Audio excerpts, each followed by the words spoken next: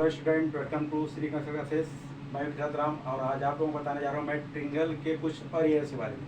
पिछले वीडियो में हमने चर्चा की थी एरिया ऑफ ट्रिंगल जिसमें बेस और हाइट दिया गया हो और सेकंड जिसमें साइड दिया गया हो। टुडे हम चर्चा करेंगे आइसोसेल्स एंड इक्विलेटरल ट्रिंगल के एरिया के बारे में। Let's start. Triangle area of isosceles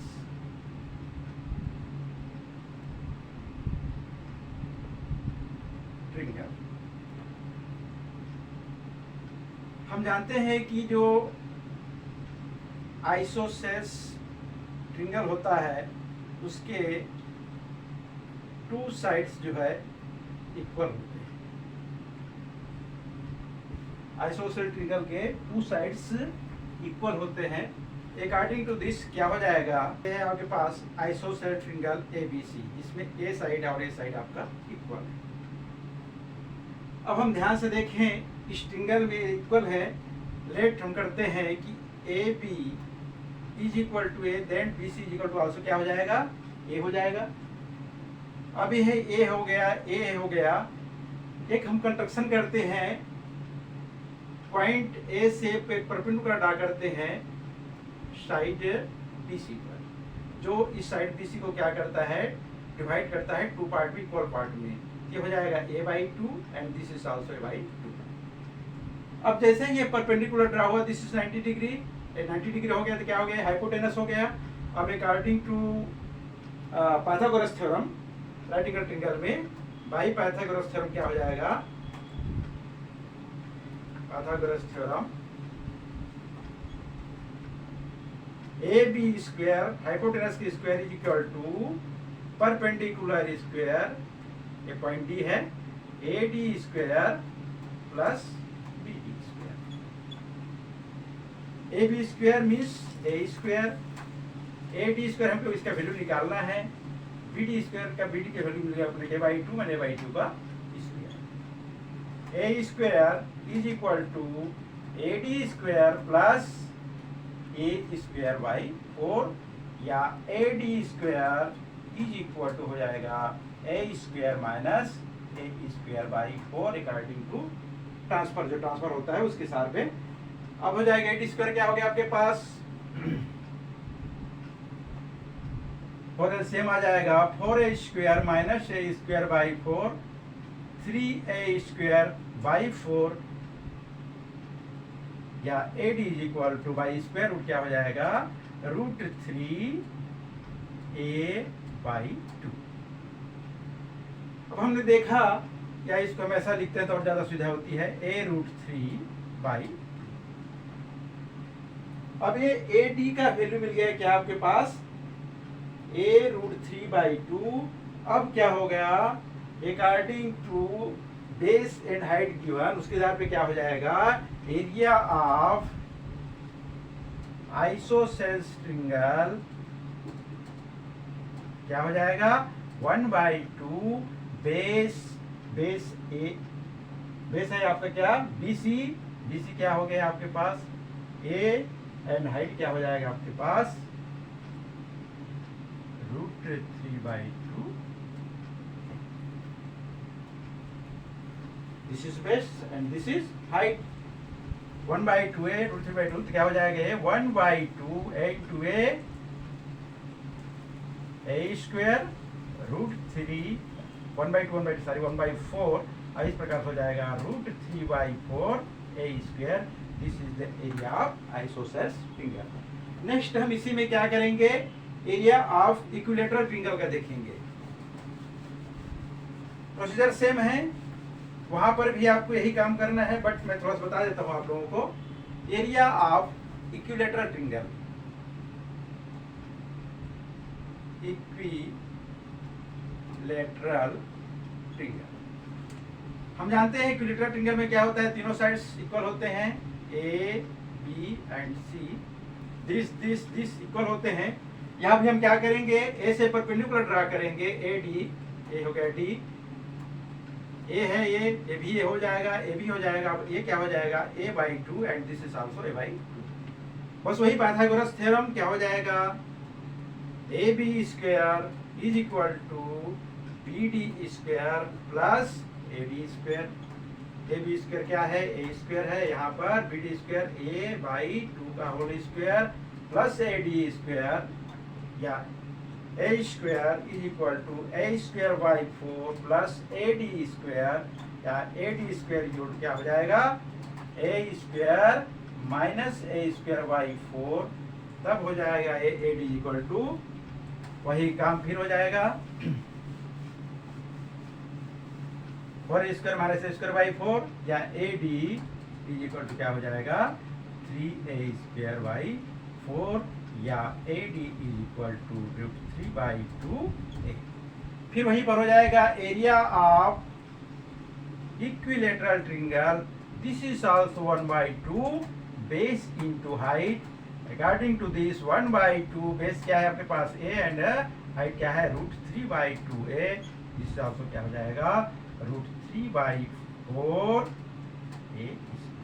इस प्रकार से आइसोसेल्स एंड इक्विलेटरल ट्रायंगल दोनों का एरिया क्या होता है, सेम होता है।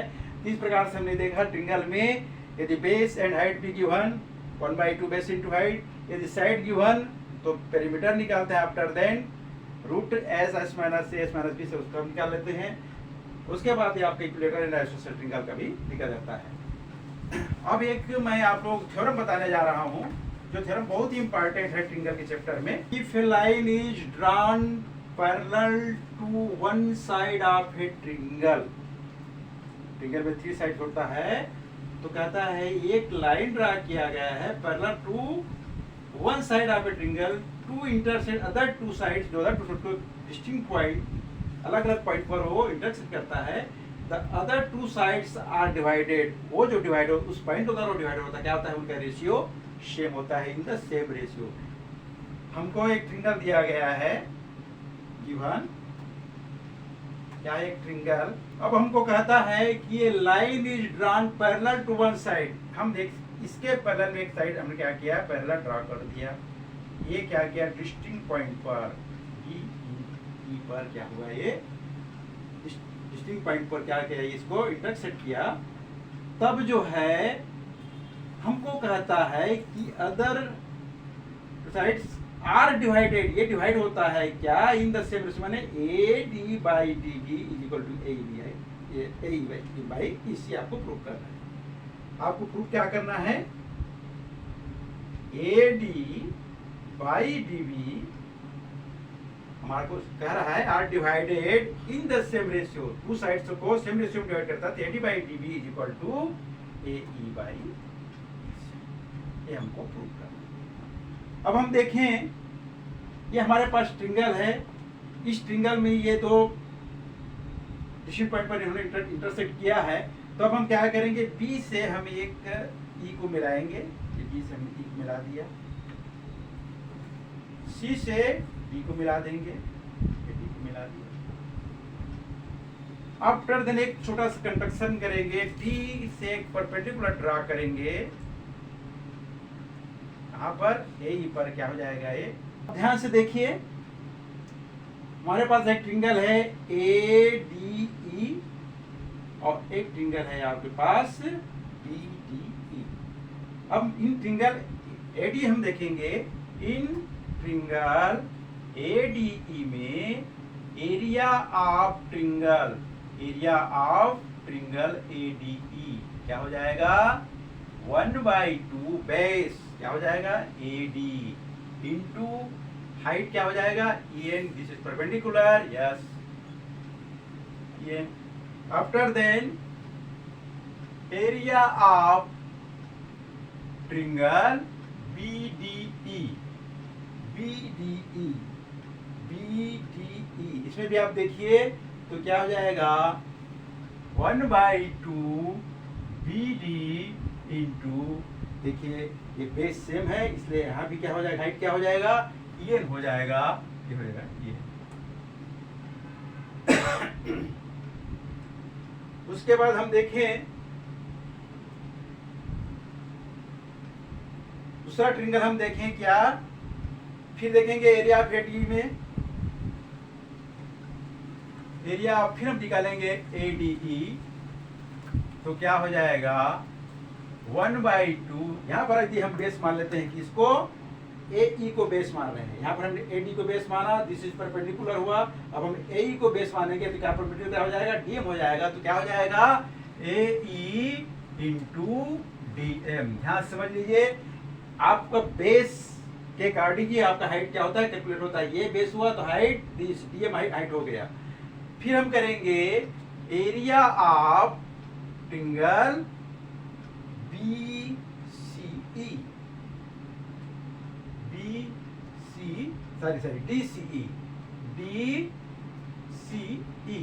यहाँ पर देखिए DCE में देखिएगा तो DCE में क्या हो जाएगा, दिस इज बेस, तो यहाँ भी क्या हो जाएगा हाइट, ये हो जाएगा is equal to 1/2 EC into क्या हो जाएगा DM। क्लियर? एक एरिया आपके पास निकला ADE according to base AD, एक एरिया निकला area of AD according to base AE, और BD का बेस आया BD, तो ये हो जाएगा हाइट, एंड इसका बेस हुआ तो क्या हो जाएगा, DM हो जाएगा। अब हम करते हैं area of triangle ADE by area of triangle BDE, तो क्या हो जाएगा 1/2 AD into EN by 1/2 BD into EN। ये आपको दिख रहा है स्पष्ट, 1/2 हम कैंसल, EN कैंसल, क्या हो जाएगा AD बाई BD। ये हो गया नंबर 1। फिर हम करेंगे area of AD, yes, area of triangle ADE by area of triangle DCE। यहाँ पे देखिए 1/2 EC into DM by 1/2 AE, यहाँ पर AE होगा ऊपर में, area BD AE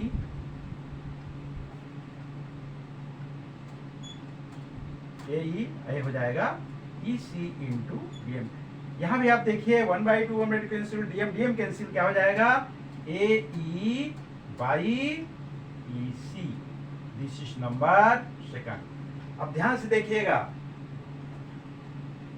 area of triangle ADE by area of triangle BDE, area of triangle ADE by area of triangle DCE। अब ध्यान से देखिए, numerator equal, denominator different, but denominator को हम ध्यान से देखेंगे तो आपको स्पष्ट दिखाई देगा कि एरिया ऑफ BDE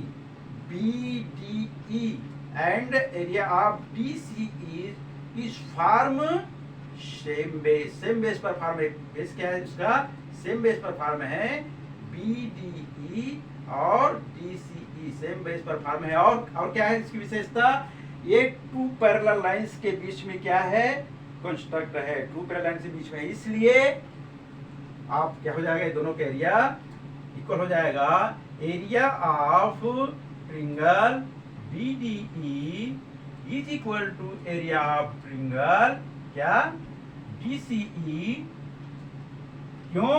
क्योंकि सेम बेस पर फॉर्म है, एंड और क्या है, सेम बेस पर फॉर्म है एंड सेम पैरेलल लाइन पर है। कौन सा पैरेलल लाइन है आपके पास, BC पैरेलल DE, इसके बीच में फॉर्म, इसलिए क्या हो जाएगा, एरिया इक्वल हो जाएगा। एरिया इक्वल होगा तो क्या हो जाएगा, आपके पास स्थिति आ जाएगा फिर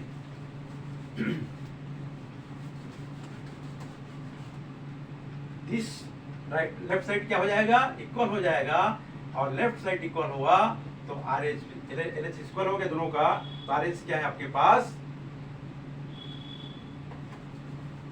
LH सब इक्वल हो गया, area by D by area DC, ये दोनों न्यूटन भी इक्वल हो गया ना, न्यूटन भी इक्वल हो गया, तो इक्वल हो गया तो क्या हो जाएगा आपके पास, राइट साइड भी इक्वल हो जाएगा। राइट साइड क्या कहता है आपके पास, AD by DB is equal to AE by इसी।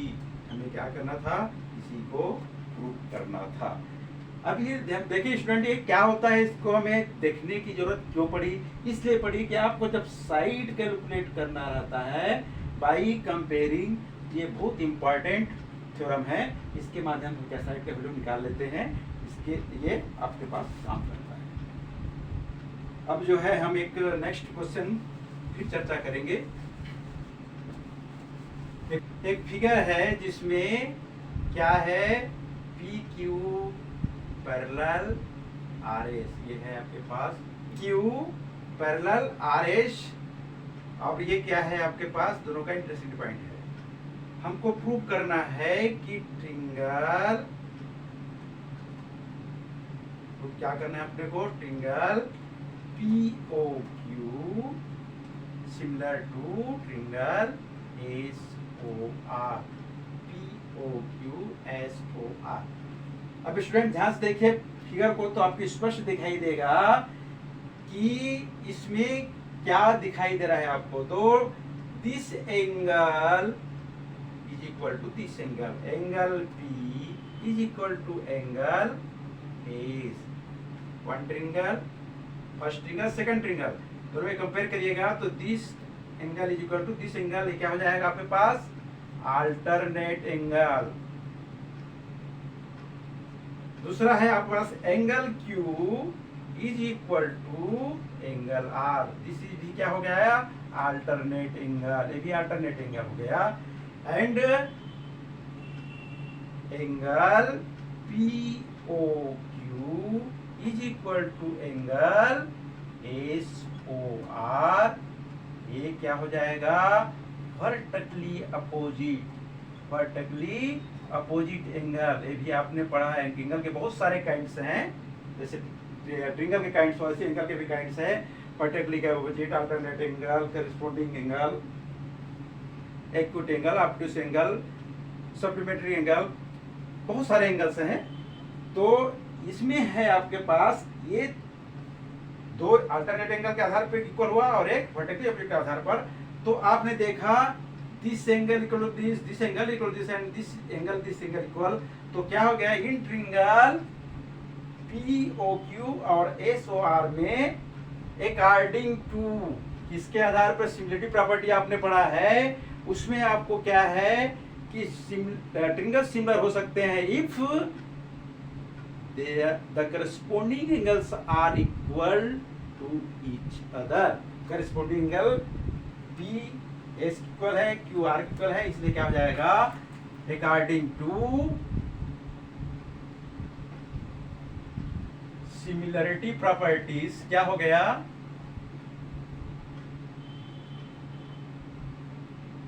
corresponding angles are इक्वल है, इसलिए triangle POQ similar to triangle SOR। तो इस प्रकार से क्या होता है, ये आपके पास सिमिलरिटी प्रॉपर्टी के आधार पर, सिमिलर दो प्रॉपर्टी है, एक है करेस्पोंडिंग एंगल से इक्वल, आर क्या होना चाहिए, their corresponding sides, ratio of their corresponding sides are equal. ये दो कंडीशन में एक कंडीशन फॉलो हो गया, क्या ट्रिंगल सिमिलर हो गया। तो इस प्रकार से ये आपके पास थ्योरम के आधार पर, थ्योरम ने बताया, इस प्रॉपर्टी सिमिलरिटी प्रॉपर्टी के आधार पर क्वेश्चन बताया।